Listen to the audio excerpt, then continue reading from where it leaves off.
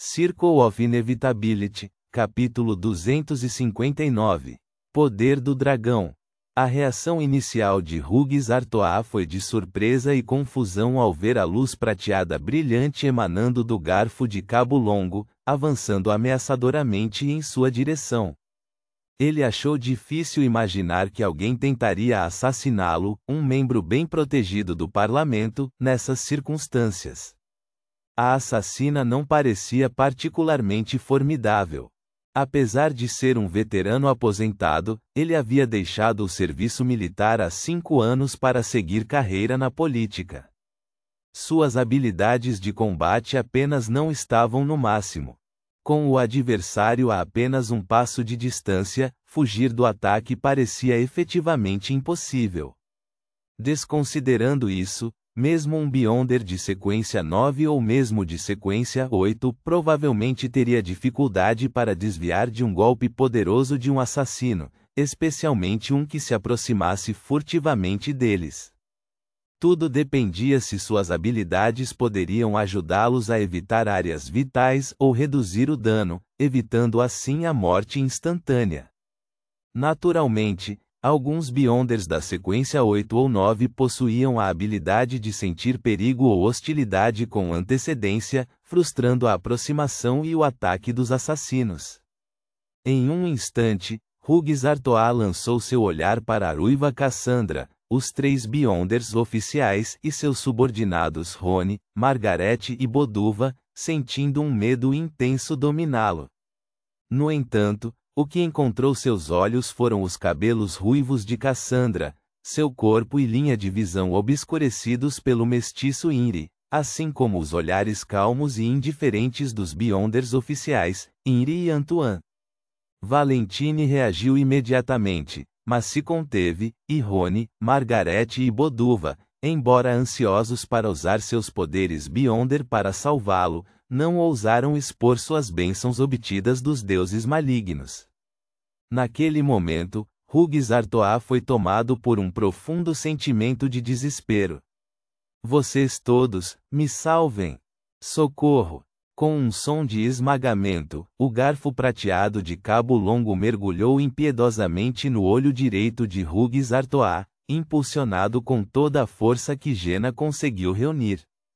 Ele perfurou a órbita ocular, penetrando o cérebro, com apenas uma pequena parte do cabo projetando-se para fora.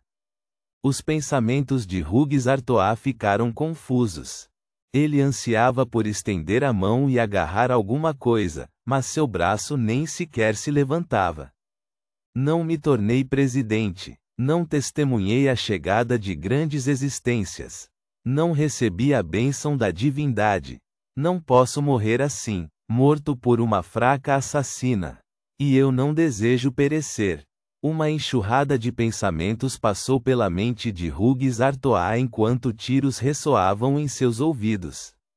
Seu corpo caiu no chão e a escuridão envolveu sua visão mais uma vez. Tude. Hughes Artois, membro do parlamento pelo Le Marché du Quartier du Gentleman, caiu no chão, seu coração parou de bater.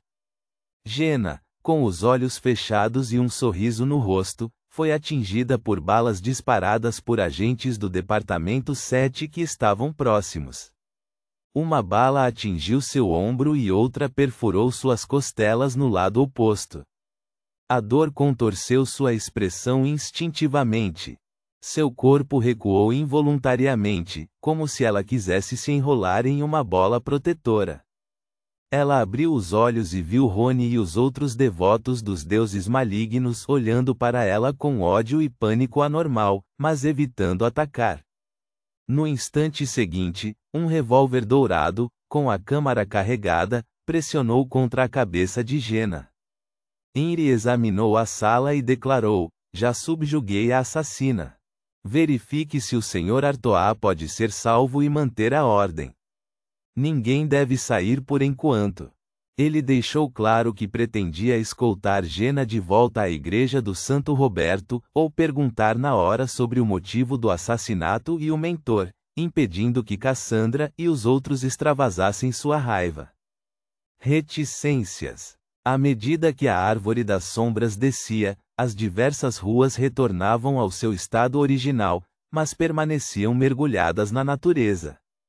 Lumian percebeu que Susana Matisse não conseguia mais despertar seus desejos à distância como o fazia antes.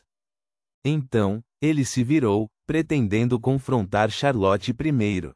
As chamas vermelhas que envolviam seu corpo queimavam com intensidade, queimando suas vestes e queimando sua pele e carne em graus variados, causando dor constante. Esse tormento estimulou sua mente, permitindo que ele mantivesse um certo nível de clareza. Ele também podia contar com a resistência concedida pela bênção, monge da esmola, para sustentar seus pensamentos e ações, em vez de se concentrar apenas em suportar a agonia. Mesmo para os piromaníacos, tal incineração representava uma ameaça. Além disso, com o passar do tempo, o dano pioraria, eventualmente colocando suas vidas em risco. Claro, muito antes desse ponto, a espiritualidade de Lumian provavelmente ruiria. Ele só podia permitir que as chamas se apagassem por si mesmas. Se não fosse pela bênção monge da esmola e pela luta interna dentro da árvore das sombras, sua espiritualidade teria sido prejudicada pela autoimolação. Ao ver Lumian se virar e observar Botas Vermelhas, Franca correndo em sua direção com um revólver clássico de latão, deslizando sobre uma camada de gelo formada sob seus pés, Charlotte abandonou seus planos de um ataque surpresa. Em vez disso, ela se preparou para retornar à Árvore das Sombras, onde poderia explorar o ambiente e aprimorar suas habilidades para confrontar o inimigo. Seu corpo instantaneamente se tornou flexível, como se secretasse uma substância viscosa. Ela atuou como uma criatura semelhante a uma serpente, utilizando as videiras e galhos entrelaçados para recuar rapidamente em direção à árvore verde amarronzada. Naquele momento, o corpo de Charlotte congelou. Era como encarar um dragão de frente, confrontando um predador no ápice da hierarquia biológica. Ela não conseguia deixar de tremer de medo e pânico avassalador. Ela olhou em volta e correu descontroladamente, como se estivesse fugindo de um adversário invisível. Não muito longe dela, Anthony Reid, o corretor de informações, surgiu de trás de um poste de luz de gás preto como ferro, suspenso pelas videiras e galhos do albergue do Coque Doré. Em algum momento, seus olhos castanhos escuros se transformaram em um tom dourado claro, adotando uma orientação vertical. Ele era um psiquiatra, um sequência 7, psiquiatra do caminho do espectador. Ele tinha acabado de empregar terror. Nos tempos antigos, era chamado de poder do dragão.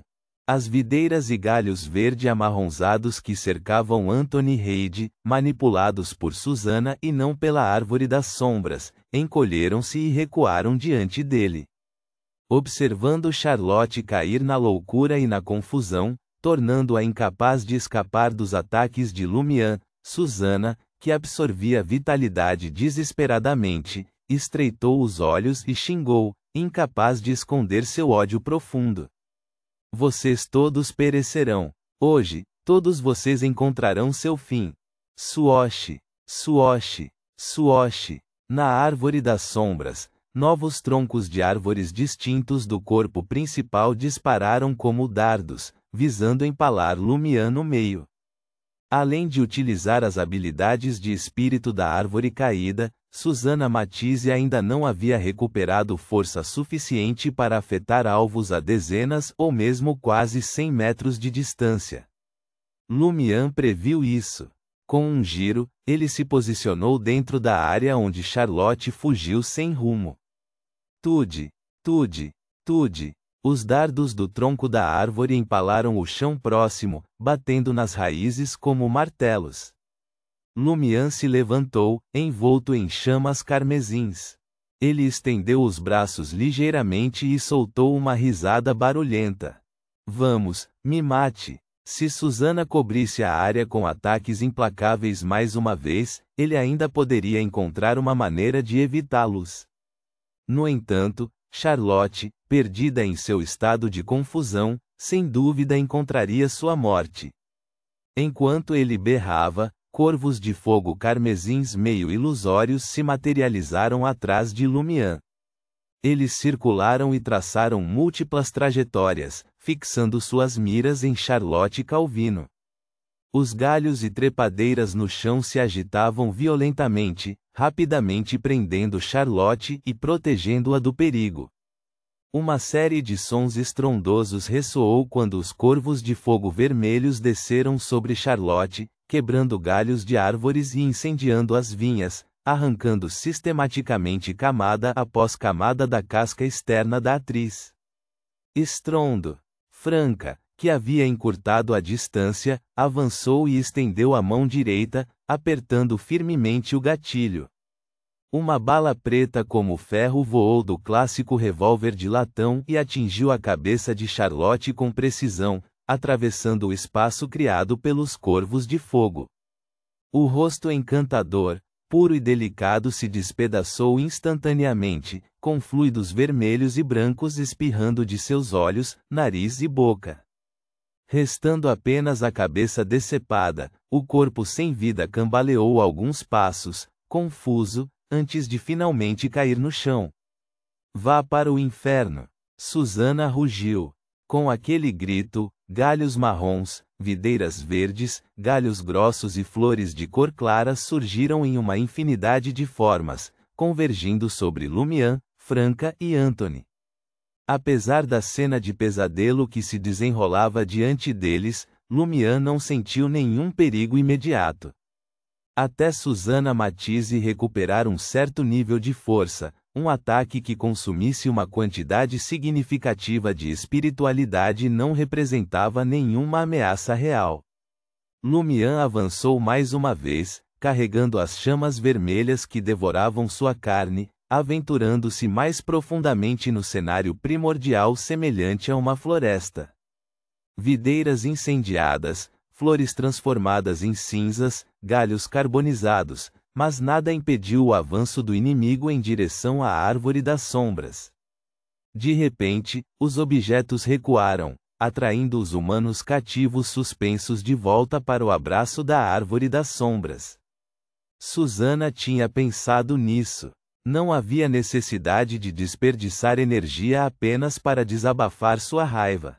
Era mais sensato esperar a aproximação das três presas, atraindo-as para o alcance onde o desejo poderia tomar conta, antes de empregar suas habilidades mais formidáveis para lidar com elas. Ela não conseguia aceitar sua fraqueza atual. Essa foi uma das razões pelas quais se absteve de invocar o encantamento para buscar assistência inicialmente. Antes de arrastar a oferenda para a árvore das sombras, o Filho de Deus não ousou revelar-se em Traer. No futuro, Susana possuiria uma medida de escape e precisaria levar oferendas até certo ponto, garantido a proteção do ritual. Só então poderia utilizar sua fusão com a árvore das sombras para confrontar o Filho de Deus. O Filho de Deus era espantosamente perturbado. Ele nunca restringiria a corrupção que poderia infligir a seus subordinados. Quanto à Lady Lua, ela havia apenas prometido interceptar sabotadores em potencial temporariamente. Susana não ousou permitir que devotos de outras divindades entrassem na árvore das sombras. Lumian correu pela selva abruptamente desocupada e ruas dilapidadas, correndo em direção à árvore verde amarronzada. Franca e Anthony selecionaram seus respectivos ângulos de ataque e seguiram seu exemplo de diferentes direções. Os vendedores, pedestres e inquilinos afortunados que ainda não haviam sido enredados pelos galhos e videiras aproveitaram a oportunidade para fugir, indo em direção à periferia. Ponto.